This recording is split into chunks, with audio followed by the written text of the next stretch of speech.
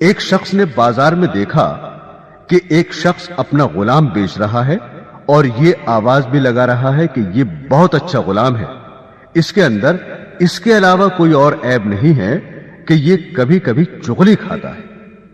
کسی شخص نے یہ آواز سنی، اس نے سوچا کہ اس میں تو کوئی عیب نہیں ہے اور چغلی کھانا تو عام سی بات ہے، اس میں کیا خرابی ہے، اس غلام کو خرید لینا چاہیے۔ چنانچہ اس نے سودا کر کے وہ غلام خرید لیا اور اپنے گھر لے آیا۔ کچھ عرصے تک تو وہ غلام ٹھیک ٹھاک کام کرتا رہا۔ اس کے بعد اس نے اپنا رنگ دکھانا شروع کیا۔ چونکہ چغل خوری کے اندر وہ ماہر تھا، اس لیے اس نے چغل خوری کے اندر اپنا کرتب دکھلایا اور سب سے پہلے وہ اپنی مالکہ کے پاس گیا اور اس سے جا کر کہا کہ آپ کے شوہر جو میرے آقا ہیں وہ کسی اور عورت سے تعلق رکھتے ہیں اور اس کے پاس آتے جاتے ہیں، اور عنقریب وہ آپ کو چھوڑ کر اس سے شادی کر لیں گے، اور میں آپ کی خیر خواہی کے لیے بتا رہا ہوں، کسی اور کو مت بتانا۔ یہ باتیں سن کر وہ بیوی بہت گھبرائی اور پریشان ہوئی۔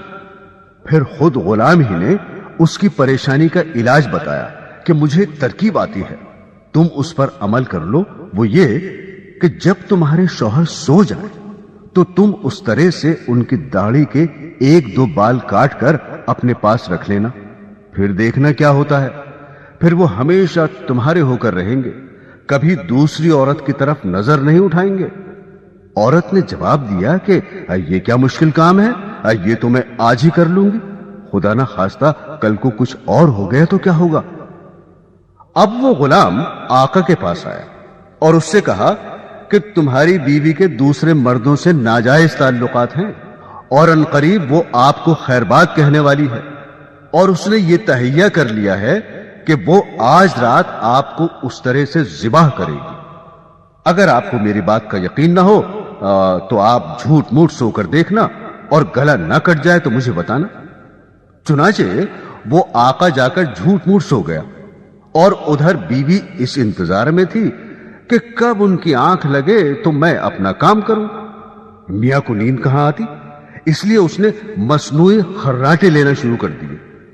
اب تو بیوی کو یقین ہو گیا کہ میاں صاحب کو نیند آ گئی، فوراً اس طرح لے کر پہنچی، اور ابھی ہلکا سا اس طرح گلے پر رکھا ہی تھا کہ آقا نے فوراً آنکھ کھول دی اور بیوی کو پکڑ کر کہا، اچھا تو تم مجھے ذبح کرنا چاہ رہی تھی۔